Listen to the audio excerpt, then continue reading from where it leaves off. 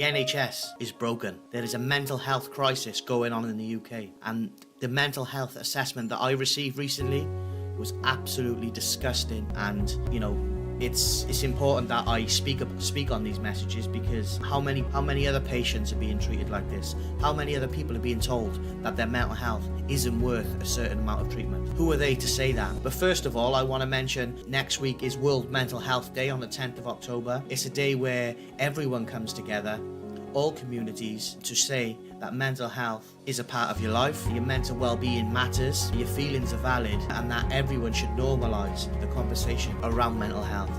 And we should engage these conversations. We should start these conversations instead of shying away from these conversations, instead of giving negative feedback on these conversations and keeping it in, because talking is a very powerful tool and we don't do enough of it. We've lost that human connection, and in today's digital age of social media and everything else, we've lost that human connection. We've lost the ability to communicate to other human beings through talking, through engaging conversations, and through a genuine human connection. And we need to get that back. So I just wanted to mention that on the 10th of October it is World Mental Health Day. So please join in across all your social media platforms and share the message. That this message is very, very clear. Mental health discrimination and stigma ends now, and it needs to end now. So let's get into my assessment. This is why I'm here. It took a long time, a few weeks, for me to digest what actually was said, what actually happened, how they treated me and everything else. And I've got the letter here to prove it as well, just so you all know that it's genuine NHS letter. Here it is, NHS. You can see at the top of the screen. It's from the NHS Link Centre in Cardiff, where I was invited to a mental health assessment. That is what I was referred for by my GP, and 2 counsellors that I'm currently seeing, or one previous counsellor I was seeing and the counsellor that I'm currently seeing now.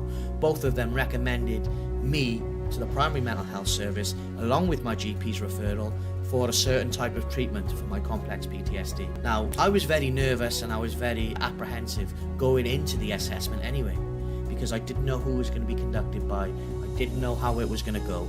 I didn't know what sort of questions they were going to ask me. All I was expecting was, this is your referral from your GP.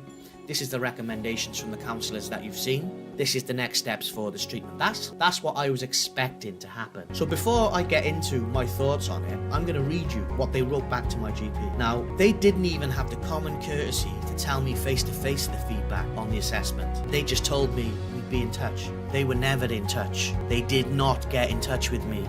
They just sent the letter back to my GP instead of having the guts to tell me to my face what their outcome of the assessment was. That is how gutless and spineless these people are. And you know, the sad thing is, it's all down to money. It all comes down to cost, and it's disgraceful, absolutely disgraceful. So I'll read you what was said, and then we'll get into it. We'll talk about it, and I'll let you know how I'm really feeling about it now, because I'm in a place where I can actually talk about it. So here we go. Dear Mr. Vega, thank you for attending your appointment at the Links Community Mental Health Team.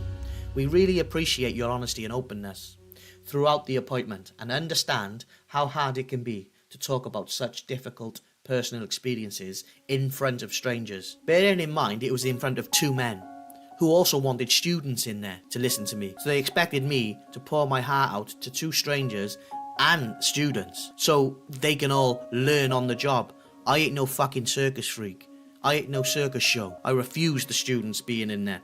They were lucky that I didn't ask for, a bit of representation from someone who has more empathy. But anyway, I'll get back to that. It was conducted by 2 soulless, heartless pricks. Anyway, following on from the appointment, we fed back to the multidisciplinary team and agreed the following outcomes. We understand that you were referred via your GP on the advice from your mind counsellor with the intention of accessing EMDR therapy for your post-traumatic stress symptoms. We have liaised with the traumatic stress service regarding a referral and have been advised that your symptoms and experiences may not meet a criteria for the service at present. This opinion was previously shared by the primary mental health support service. Unfortunately, traumatic events are not uncommon and can contribute to a range of different disorders. Depression, anxiety, and adjustment reactions are a more common consequence of exposure to trauma than PTSD, and different therapeutic interventions are indicated which would not be provided by us Other mental health disorders which can be dissociated with trauma include psychosis, change to personality, torment something disorder, and drug and alcohol misuse. For our assessment, we believe your experience of trauma was more related to a persistent low mood, remuneration on difficult experiences, and guilt associated with the challenges you are experiencing. We have contacted your GP to advise you that your medication dose should be optimized, in the hope that this gives you the relief from the worst of your symptoms. We would advise that and recommend that you enroll in a Cardiff Recovery College at the next available opportunity. They provide valuable resources and information to support individuals getting back doing the things that matter to them. We have also included some information about the value and importance of occupation, these things that occupy your time, not just work. The outcome of the appointment has been shared with your GP along with recommendations for cardiac medication. So that is what they fed back from my GP. I didn't even get a copy of this letter. I had to chase my GP and then make a complaint to the NHS Complaints Board to get a copy of this letter, because even though it states in the letter that they sent this letter to me via my GP, they didn't. I didn't receive this letter. I had to ask and request it to get a copy of it, because they didn't even have the courtesy or the decency to tell me at my assessment that I might not meet a criteria. The fact of the matter is, 2 psychotherapists and counsellors have recommended that I have complex PTSD and diagnosed it. They have also said that I require this specific treatment of EMDR to deal with the flashbacks and nightmares that I receive on a nightly basis. So not only did I have 2 counsellors saying that, my GP agreed with them, and then to be sat in front of 2 strangers and pour my heart out and make myself vulnerable and make me feel more to self-harm. After I'd done all that and went through that and poured my heart out to these 2 strangers, they didn't even have the decency to tell me what they thought. They would just ride back to the GP and get me out of there. They interrogated me like I committed some fucking enormous sin because I was asking for some form of treatment that was recommended. The fact of the matter is, EMDR is expensive to have on the NHS, and it comes down to cost. The NHS and the mental health teams in the UK are at the caseload. They can't cope with the inadequate levels of care that they're given and support from the government. It's an absolute disgrace that they told me that I don't meet a certain criteria, that the self-harming that I do, the nightmares that I have, the flashbacks that I have, suicidal thoughts that I have, didn't meet a criteria enough to get treatment that will help me in the future recover from my mental health issues. Who are they to tell me that I can't have this treatment on the NHS? This is what we pay our council tax for and our deductions from salaries and whatever. This is what we pay for. It's absolutely disgusting that I can't access this treatment because of cost and because of caseload, because I don't meet a certain criteria, a threshold, that they have to give you this fucking treatment. It's an absolute disgrace, and the people that run this country and the people that are running the NHS in Wales are so incompetent, it's unbelievable. They don't know their head from their ass. Who the fuck are you to tell me that I don't deserve this treatment when you work like a pig? You gutless, spineless pigs. Who the fuck are you to tell me that I can't have this treatment? I can't access this treatment? Who the fuck are you to tell me that I can't have it and I don't deserve it? What I've put myself through to get there, and pouring my heart out in front of 2 strangers, going through all the counselling that was recommended, still having to pay out of my own pocket because the NHS can't afford to give me therapy because there's a 7 to 9 month waiting list. I'm having to fork out for private counselling that I can barely afford because the Muppets that run this country and the Muppets that are in charge are absolutely incompetent to deal with the budgets.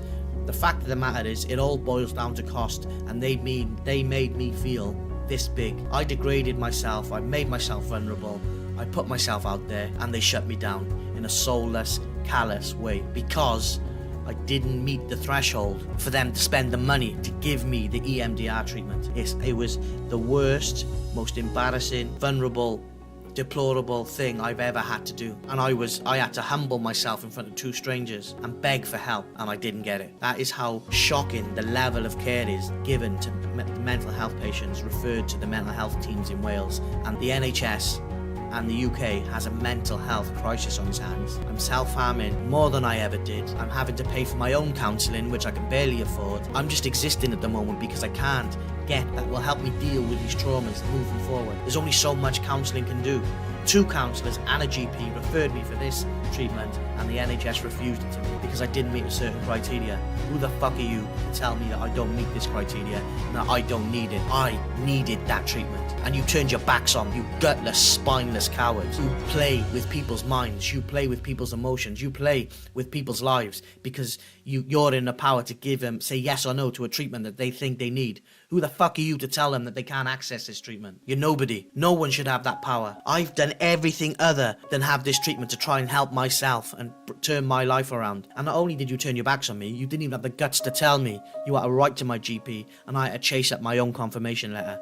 That is how they made me feel and how they treated me, because they treated me like I was a criminal. That I was asking for was some fucking help. Do you know how humbling it is that you have to lower yourself to ask for help and beg for help and for them to tell you you can't have it? It's absolutely disgusting and shocking, and it needs to be called out. It's taken me weeks to be able to get the strength together to come and do this fucking video, because they knocked me back so many steps. They pulled the rug right from under me and they destroyed whatever was left in here. Whatever little bit of dignity I had, they took from me. And who the fuck are you to tell me that I don't deserve this treatment because I haven't crossed the threshold? It is absolutely inhumane, and this can no longer continue. The NHS is broken. Last week I had such severe chest pains and pain down the one side of my body. I thought I was having a heart attack. I had to go to A&E. Got there, I've never seen anything like it. It's like the world had ended. They were overworked, overrun, short-staffed, massive 7 to 9 hour waiting times. All these ill people in A&E, marked as priorities, just could not get seen. It was like an apocalypse. The NHS is more understaffed than it's ever been. The level of care is deplorable. It's inhumane. It's not fit for purpose. And the people that make these decisions are the ones who have ruined it, because they've spent money elsewhere. They've decided to spend money on things that don't matter. You know, introducing 20-mile-an-hour roads in Wales, and how much that cost. You absolute fucking moron. Who gives a fuck? Save the NHS. Pay the doctors what they deserve. No, they just want people who listen, who won't shut up, who will be silent, who won't fight back against the inhumane treatment, who won't try and challenge the narrative. I will challenge the narrative, because they made me. I will not let anyone ever make me feel like those 2 men failed me. And it breaks my heart that there's other people out there going for mental health assessments and being treated the same way. That hurts me deeply, because I've experienced it and I've done it and I've been through it. And they are doing this to reduce the caseload, because they can't afford to run the NHS on the budgets that they're given by this Mickey Mouse government that we all have. And what do they try and do? They try and silence you, and they try and cancel you, and they try and do this, they try and do that to shut you up, because you see with your eyes what is really going on. You can think like as a human being is supposed to. You have a brain. It's used to think. Common sense. Everyone can see that these prats that run the country need to be challenged, need to be ignored, and we need to fight for the rights that we deserve. We need to fight for the levels of care we deserve as human beings, not just for the rights that we should be entitled to. We deserve the level of care that we pay for in the UK, and it honestly, it's broken, and it looked like an apocalypse in A&E, and it looked like the end of the world. And I was sat there with my chest pains and just the numbness in the one side of the body, thinking my time was up and I was gonna die in an A&E waiting room. It was, it wasn't a heart attack. It was to do with severe stress and a build-up of anxiety and the constant threat of nightmares and flashbacks and how that makes me feel. So again, it wasn't my time. But honestly, guys, the NHS is so broken. I don't know how long. It's got to a point where they're so overworked and understaffed that they can't give people the level of care that they actually want to. Because when I did actually see a doctor in A&E, was attentive and made me feel like, why I was there was important, and, treated me with respect. And those people in the emergency room need to be applauded, because they go through that shit on a daily basis. But those 2 men that conducted the mental health assessment I was referred for need to be retrained and fired, because you can't treat human beings like that. You can't judge us on numbers that just because a certain treatment is expensive for the NHS to provide. Judge someone on our No, he doesn't meet the criteria for it. It doesn't justify enough. You know, what he's going through doesn't justify spending the money. It's wrong. It's so wrong. And it needs to stop. Over 700,000 people in the UK have suicidal thoughts. Those are facts. 1 in 4 people are struggling and they can't get the help they need because the NHS is so broken that the people that are there looking to care for people just can't give everyone the care that they need because the money's not there, the funding is not there, and the empathy is not there. They need to be retrained in how to treat people.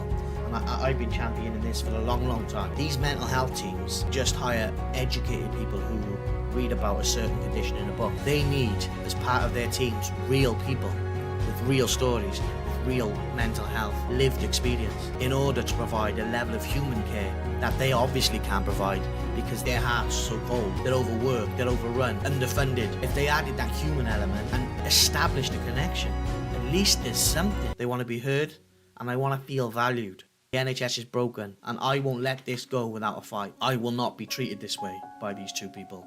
They will not treat me like that. And if you are going through similar things, trying to get mental health care or treatment that you need, get in the comments below, let me know. Let me know what your story is. Only together can we do that. That's where you joining this community, subscribing, sharing the videos, getting involved in the content, get in the comments below, grow the brand. It's a channel for a voice. It's a channel for people who think that they're on their own when they're not. The channel is nothing without you, and the message is nothing without you, because my voice is too small to make a change. Only together can we change. So get involved with the channel, subscribe, bottom right hand corner, share the video, share the channel, and let's fight this fight together. Anyway, that was my rant about my assessment, and like I said, for weeks after, I was so down, so empty, so upset, so broken. That was a tough few weeks for me after that. But when I found the courage to complain and take the fight to them, it gave me the opportunity to be able to be okay enough to come on here today in some sort of state and try and speak my mind and get my point across about how broken the NHS is, about how devastating the effects are that the government are having on the NHS in the UK. The levels of care across the board and just are not good enough, and we deserve and expect more from our NHS, from our people in power. Supporting campaigns that don't matter. People's health matters. The NHS should be #1 priority in the UK, as well as dealing with the cost of living crisis. 20-mile-an-hour roads in Wales, not all these stop signs, more speed cameras, all this bollocks. Look after your communities. Anyway, let's talk about mental health. I mentioned earlier that it was World Mental Health Day, but the theme I forgot to mention. The theme of World Mental Health Day this year on the 10th of October is community spirit. That's the theme. And as a Time to Change Wales ambassador, the theme that we're pushing across our social media platforms and myself as an ambassador is that through community spirit can we create change. Through community spirit can we create a new path, because good neighbours, I think we've lost that ability to connect as human beings, and I think we need to get that back, and through community spirit is a great way to try and get that back. So that's the theme for this year's World Mental Health Day, community spirit. I wish we lived in a world where everyone treated each other as equals, regardless of how rich they are, how poor they are, regardless of race, regardless of gender, whatever it may be. We all need to help each other. People helping people should be the way forward, but that's not the way it happens in today's world. It's sad that we have so many things going on in the world that we can't, celebrate community spirit and have these amazing friendship circles and mantra that involves people helping people. And I think we need to get back to that. Social media is such a massive player in the world these days that it drives change, and it drives how the world goes forward. But we can use it. We can also use it to grow communities and share messages and be better people to each other. Because let me tell you a few things. You might read on the internet, or you might hear someone say, the cold hard facts are that people these days, and I've been guilty of it in the past, have become so selfish and they take what they have for granted, when we're all lucky to be alive. We are. Every single one of us out there is lucky to wake up the next day. So you need to count those blessings and use them as blessings, and understand that we're lucky to be alive. I know there's been pain this year, but it's time to let it go, because next year, you just never know. It might be your year. But for right now, you were seen, you were heard. The world is a better place with us all in it. I think we need to realise that, and we need to get back to that. Being better neighbours to each other, respecting each other more, and delivering on a way of life that we all aspire to be a part of. And that's raising, we all rise together. We raise up when we're helping other people. Giving someone a smile, putting a smile on someone's face can be the most amazing thing in the world. Just by choosing to be kind, just by choosing not to follow the narrative, just not by choosing to be a slave to the matrix. Just resist the slave mind and use your own mind to think about how you would like people to treat you and how you want to treat people. Be the person that you want to be, not the world wants you to be. You've played all these roles, you might have played all these different characters over the course of your life so far. Now it's time to be you. Forget what everyone else needs. Share that value. You need to rebuild yourself. You need to build character. And everything that you've been through, ultimately, everything you've been through up until now, ultimately is forging you in to the person that you're meant to be. But if you give up, it's done. So focus on changing the way you treat people. Focus on changing the way you treat yourself, and be better neighbours. Let's help each other build a community where we can all be proud of, where there's no judgment, when there's no stigma, when there's no discrimination, when there's just love, friendship, community and support. That's a world we want for our kids. That's a world that we want to leave behind as legacy, that change. We were a part of that small group of people who've said, this needs to stop and we all need to be together, because people helping people, that is the only way forward. Together we can survive this cost of living crisis. Together we can make this world a better place for the future generations to live in and be a part of. So community spirit is the massive message for World Mental Health Day. The world is a better place with everyone, and realise your own importance. You still have a massive impact to leave on the world. Don't let life stop you. Take risks, rebuild your character, focus on yourself, the rest will come on its own, naturally. Can't give anyone anything at the moment because I'm so broken in here and in here. So once I've fixed this and that, then, I'll take a look up, take a breath and see where I am, see what's happening. But for now, to save me and turn my life around, I have to focus on this and this. But I can also try and help others. And that is a massive part of what I think I'm still here for. It's a massive part of why I got through those suicide attempts last year. Why I got through, or why I am still getting through these mental health crises, because giving me purpose. So thank you for that. But be yourself, because one of the bravest things in the world these days is to be yourself. So go be it. Just remember, I really want you to listen and understand, and these things are possible. All the broken hearts in the world, all of them, they still beat broken, but they're still beating. It's not over for you. It's not over till it's over. You can win. You will win, because I believe in you. And if no one's told you lately, and if every day you're still getting up, battling your demons and battling that mental torture like myself, you have something. Don't let stigma take that from you, because you're special, and I'm proud of you for getting up each day, because I know how hard it is battling those demons, because I fight them every day. I'm proud of you. You can do this. You will do this, and you will get to a better place, because even the darkest nights will end and the sun will rise. And every day that you wake up from this day going forward is a chance to change your life. Don't blame anyone. Use it as lessons. Use it as knowledge to take yourself forward, one foot in front of each other, one step at a time. The past is in your head, but the future is in your hands.